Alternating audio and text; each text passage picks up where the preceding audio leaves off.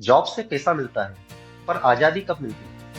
आपकी सैलरी आपका सर्वाइवल संभालती है, लेकिन आपका इन्वेस्टमेंट ही आपका फ्यूचर बनाता है।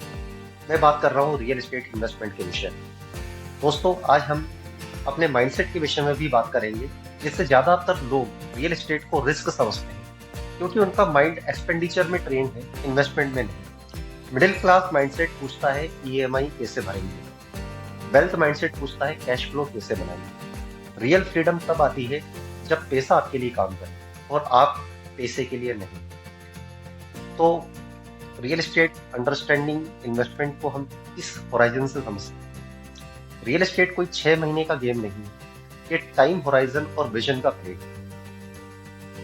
जो लोग 7 से 10 साल का पेशेंस रखते हैं वो कंपाउंड ग्रोथ का मिरेकल देखते हैं। प्रॉपर्टी का असली प्रॉफिट बाइंग के टाइम होता है, ना कि सेलिंग के टाइम। सही जगह, सही समय, सही decision, that is the formula for real estate investment. Leverage and portfolio perspective के ऊपर थोड़ी हाईलाइट डालना चाहूंगा। आपको करोड़ कमाने के लिए करोड़ होने की जरूरत नहीं है, बस लिवरेज समझने की जरूरत है। बैंक के पैसे को अपने लिए काम पर लगाइए, अपना पोर्टफोलियो बनाइए।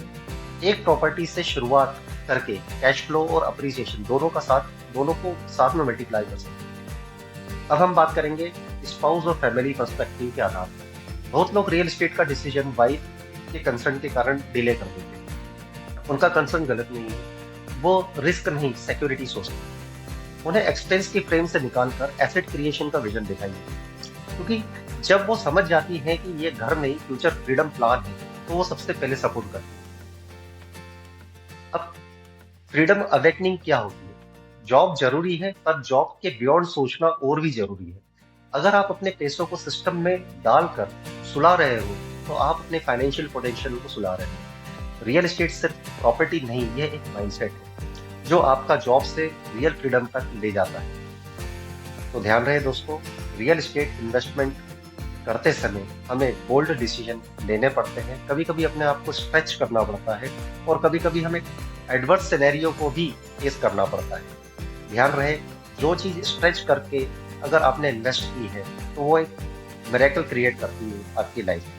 तो लिवरेज के फॉर्मूले को समझें, माइंडसेट को चेंज करें, और रियल एस्टेट में विस्तार पूर्वक जितना आपका पोटेंशियल है, जितनी रिस्क ले सकते हैं, 25% कैपेसिटी आपकी होना चाहिए, 75% बैंक आपके लिए तत्पर खड़ा हुआ है आपको रियल एस्टेट का एसेट प्रोवाइड करने के लिए। तो ये शॉर्ट वीडियो मैंने बनाया था ऐसे लोगों के लिए जो रियल एस्टेट में इन्वेस्ट तो करना चाहते हैं, लेकिन कर नहीं पाते, क्योंकि रियल एस्टेट में डिसीजन लेना ही सबसे ज्यादा इम्पोर्टेंट है।